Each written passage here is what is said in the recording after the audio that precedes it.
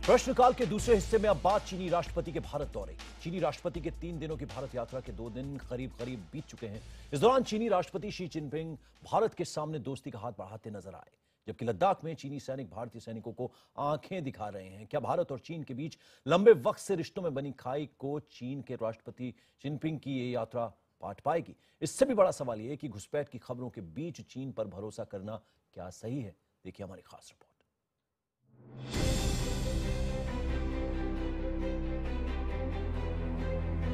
ये वार्ता उस मुल्क के साथ थी जो 1962 में हिंदी चीनी भाई भाई के नारे की पीठ में छुरा घोंप चुका है।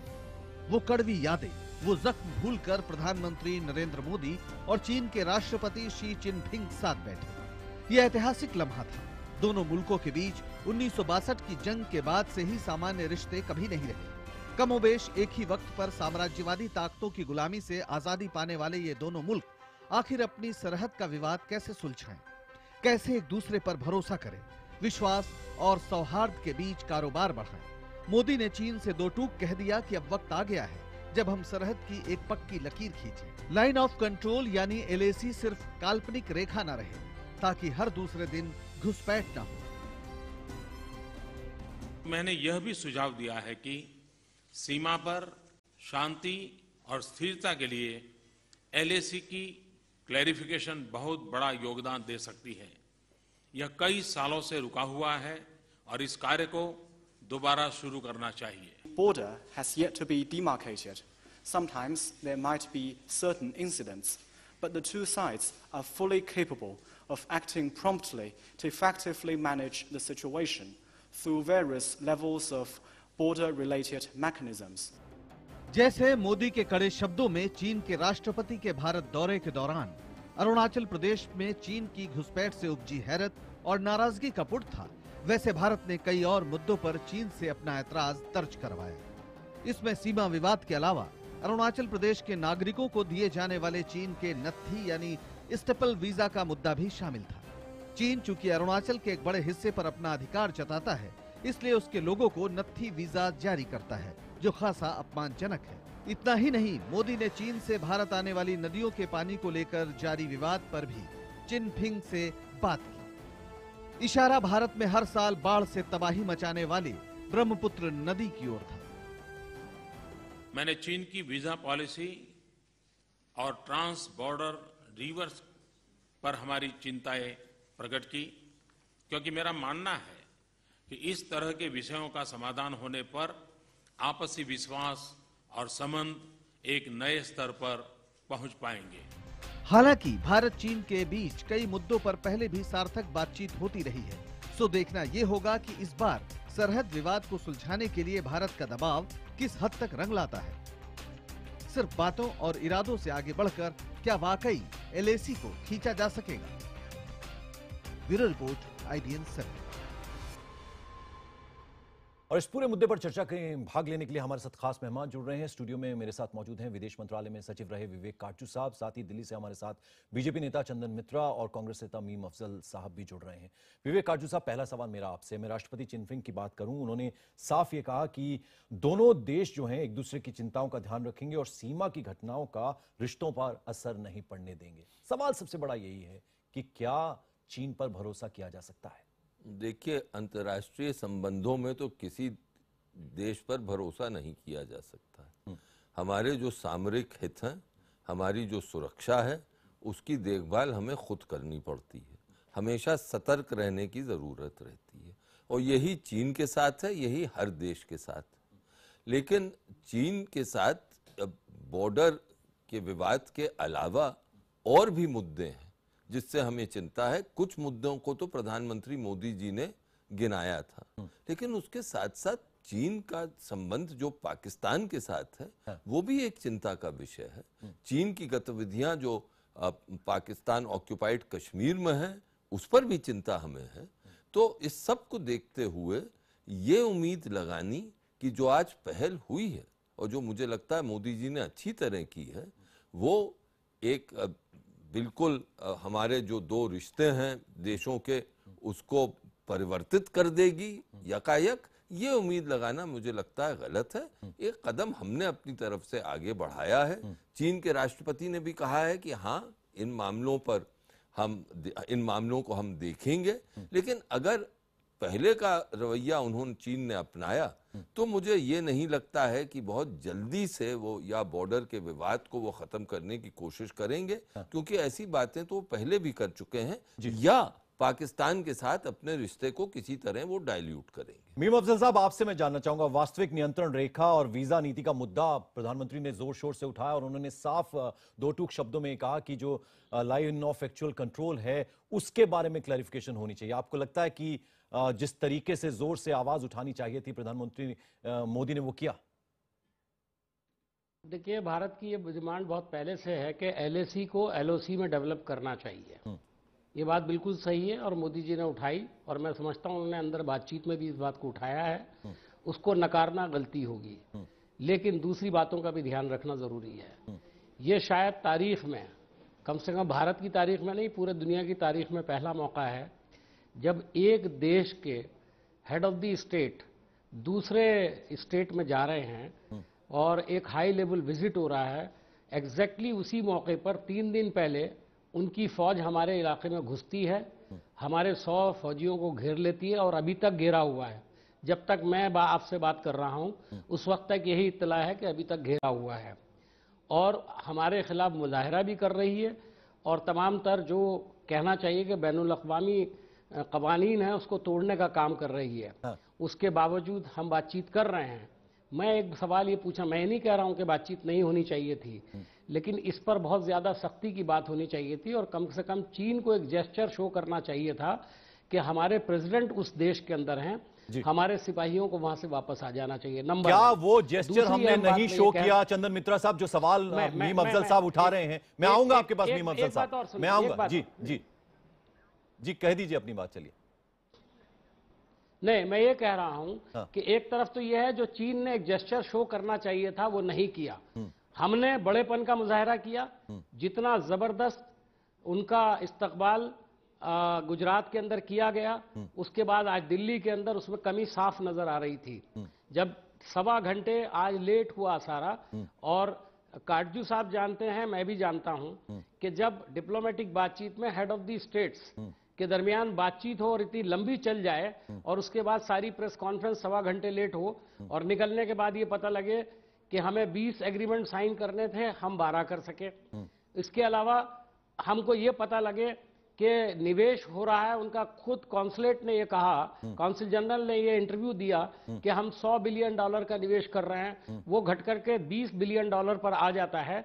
तो मैं समझता हूं कि ये भी चिंता की बात है और हमको चीन पर जितना हमने आगे बढ़कर, चलिए आपने अपनी बात कह दी मीम अफजल साहब, इस पे जवाब ले लेते हैं हम चंदन मित्रा साहब का। विवेक काटजू साहब भी यहां बात करेंगे। चंदन मित्रा साहब, कल तैयारी पूरी थी लेकिन आज तैयारियों में भी कुछ कमी गिना रहे हैं मीम अफजल साहब, और सबसे बड़ी बात यह जो हम लगातार कल से उठा रहे हैं कि एक तरफ चीनी राष्ट्रपति यहां पर हैं, दूसरी तरफ घुसपैठ जो है लगातार जारी है, तो क्या स्ट्रांगली भारत अपनी बात नहीं रख पाया?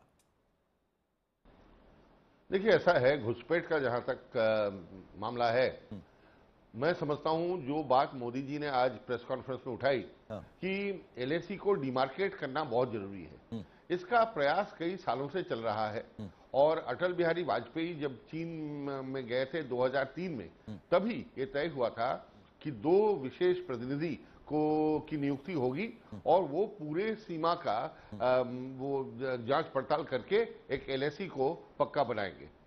अब जब तक एलएसी को आप पुख्ता नहीं करते या उसको एलओसी में नहीं बदल देते, या और ये तो दोनों 2 देश मिलकर समझौता करके ही कर सकते हैं ना, एक तरफा हो नहीं सकता, तो तब तक ये जो विवाद है ये विवाद चलता रहेगा। चीन कहता है कि हम घुसपैठ नहीं कर रहे हैं, वो इलाका हमारा ही है, हम कहते हैं नहीं वो भारत का इलाका है। लेकिन जहां कोई रेखा नहीं है, कोई लाइन नहीं है, तो कैसे हम उसको इस पर कोई कड़ी कदम हम उठा सकते हैं? तो इसको बातचीत करेंगे। और प्रधानमंत्री ने आज बहुत 2 टूक बात कह दी कि ये 2-3 कदम चीन ने उठाना है। ये उठाएंगे, चीन उठाएगा तो ही आगे बात बढ़ेगी। और उसमें एक अहम मुद्दा है एलएसी। एलएसी पे जितनी जल्दी से हम अमल कर सकते हैं, लद्दाख में हम सीमा रेखा ठीक से नियंत्रण करें और चीन अरुणाचल प्रदेश पर अपने जो दावा है वो दावा छोड़ दे। और दूसरा सवाल जो उठाया, जो दूसरा सवाल चंदन मित्रा साहब मीम अफजल साहब ने उठाया, जो दूसरा सवाल चंदन मित्रा साहब मीम अफजल साहब ने उठाया, कौन सा सवाल? उन्होंने ये कहा कि जो तैयारी कल अहमदाबाद में नजर आई, वहां तैयारी आज जो दिल्ली में थी वो पूरी तरह से पूरी नहीं थी। देखिए, इसका मैं कोई जवाब नहीं दे सकता क्योंकि मैं विदेश मंत्रालय में तो हूं नहीं। उसके अंदर क्या बात हुई, क्या वजह थी, कहीं पर समय की कमी थी, क्या हुआ, ये मैं नहीं बता सकता आपको। विदेश मंत्रालय का कोई सही से बता। विवेक काजू साहब, आप इस पे कुछ कहना चाहेंगे? आज जो मीम अफजल साहब फरमा रहे हैं उससे मैं इत्तेफाक नहीं रखता हूं, क्योंकि मुझे लगता है कि आज जो स्टेट विजिट का प्रोटोकॉल है वो अपनाया गया और ये कई बार होता है। मेरा अपना अनुभव रहा है, उनका भी रहा होगा कि जब दो नेताओं के बीच में बात होती है, बातचीत का दौर चलता है, तो फिर एक एस्टिमेटेड टाइम रखा जाता है, लेकिन बहुत बार उससे वो एक्सीड होता है। इसमें कोई ऐसी आपत्ति की बात नहीं है जो आज हुई। लेकिन एक चीज मैं कहूं, अगर आप इजाजत दें, जी। वो ये है कि मोदी जी ने कहा और बहुत अच्छा कहा, बेखूबी कहा कि लाइन ऑफ एक्चुअल कंट्रोल जो है डिमार्केट होनी चाहिए। लेकिन उस पर आपने देखा कि चीनी राष्ट्रपति ने कोई खुलकर टिप्पणी नहीं की। उन्होंने तो ये कहा कि ये ऐसे मामले ऐसे अगर क्योंकि बॉर्डर डिमार्केट नहीं हुआ है तो ऐसे मामले जो हैं वो होते रहते हैं और दोनों देश उसको संभाल लेते हैं। लेकिन जो चंदन मित्रा जी कह रहे हैं, मैं उनसे बड़ी विनम्रता से ये कहना चाहता हूं कि ये मामला इतनी गंभीर मामला है, जो आज चीनी मामला, जो चीनी सैनिक वहां कर रहे हैं, उनकी गतिविधियां जो हैं वो गंभीर हैं। उसको हमें गंभीरता से लेना होगा और मुझे पूरा यकीन है कि गंभीरता से सरकार ने लिया है। उसको हम ये कह के टाल दें कि क्योंकि एलओसी नहीं डिमार्केट हुई है एलएसी, इसलिए इस पर ज्यादा चिंता का विषय नहीं है, ये मुझे नहीं लगता है मुनासिब। हमारे साथ प्रोफेसर स्वर्ण सिंह जो चाइना मामलों के, चीन मामलों के एक्सपर्ट हैं, वो भी जुड़ गए। स्वर्ण सिंह साहब, आपसे मैं जानना चाहूंगा, इस पर कोई कड़े कदम उठाना मुश्किल है। मैंने ये कहा काजू साहब कि चिंता का विषय नहीं है, ये मैंने नहीं कहा। मैंने कहा कड़े कदम उठाने में दिक्कत आती है।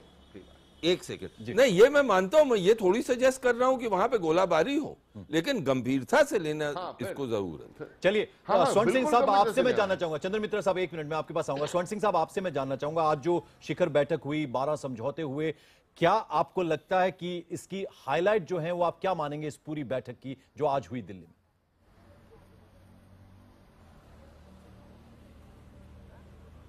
मुझे लगता है सबसे पहले तो ये उम्मीद करना कि यात्रा में सभी संधियां हमारी मर्जी से होंगी, ये अपने आप में बहुत गलत सोच होगी। कुछ चीज़ें हमारी पसंद से हुई और कुछ हमारी पसंद को नकारा गया इस पूरी हालात में।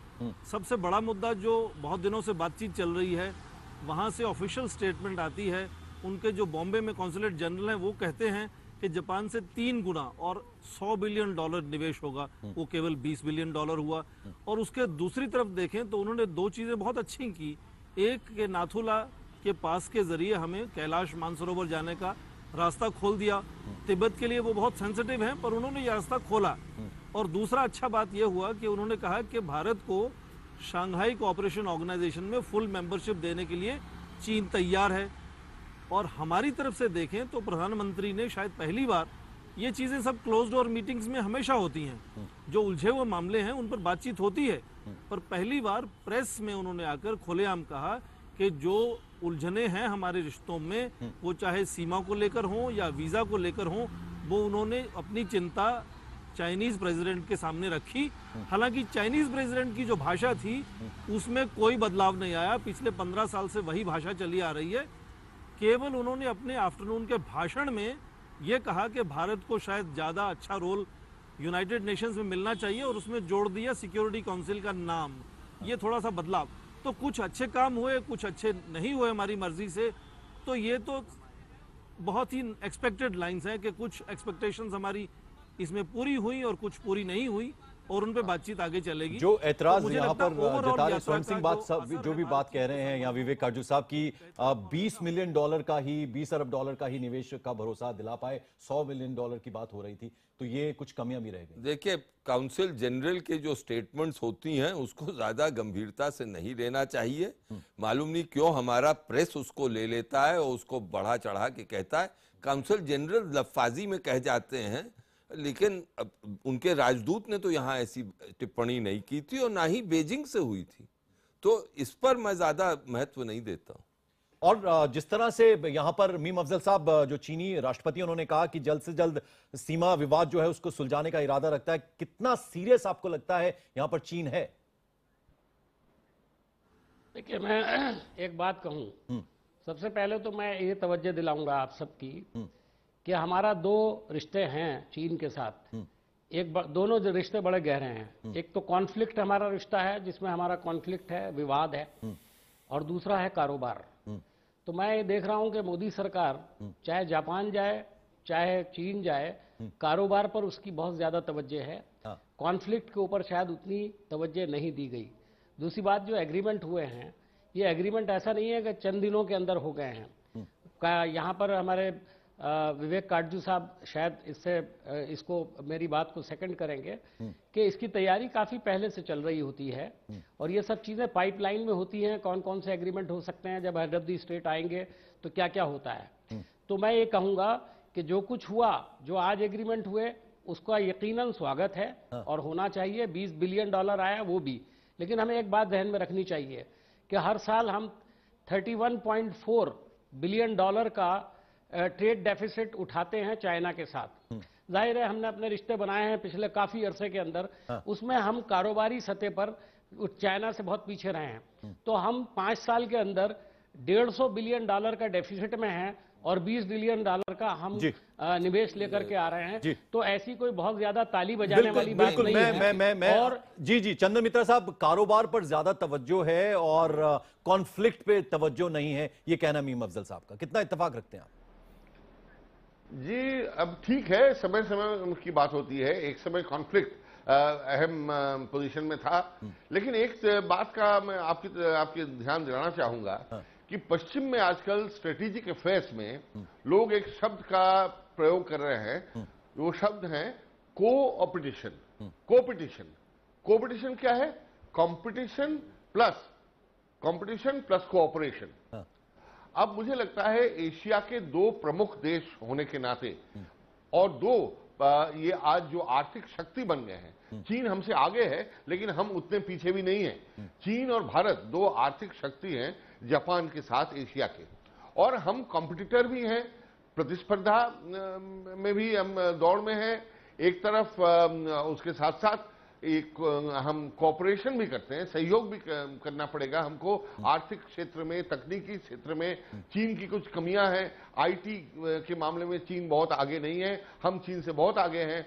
ये सब देखते हुए इन दोनों देशों की जनता की भलाई के लिए हमको कोऑपरेट करना पड़ेगा। और मैं समझता हूं इसीलिए आज के जमाने में तो लड़ाई, गोला बारूद, ये सब तो अब कौन लड़ेगा ऐसे, जो जैसे 62 में लड़ाई हुई थी, वो तो आज के जमाने में मुमकिन नहीं है। तो हमको कोऑपरेशन के साथ साथ कंपटीशन करना है, और कंपटीशन आर्थिक होगी, इसी पर ध्यान देना है। हमें और मजबूत करना है। कितना निवेश आया नहीं आया, एक दिन तो ये भी आना चाहिए कि हम आपसे इत्तेफाक नहीं रख रहे हैं विवेक काटजू साहब, यहाँ पे कुछ कहना चाहिए? देखिए, मेरा ये मानना है कि गोला बारूद से तो लड़ाई नहीं होती है, लेकिन सामरिक हितों की तो सुरक्षा हर रूप से करनी पड़ती है।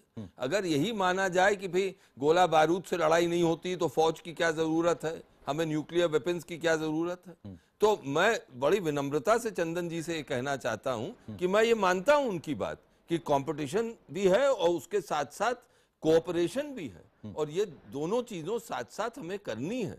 लेकिन ये उम्मीद लगाना कि भाई कभी भी लड़ाई नहीं होगी, उम्मीद हम यही कर सकते हैं कि लड़ाई नहीं हो, हमारी आशा यही हो, लेकिन पूरी तैयारी रखनी चाहिए।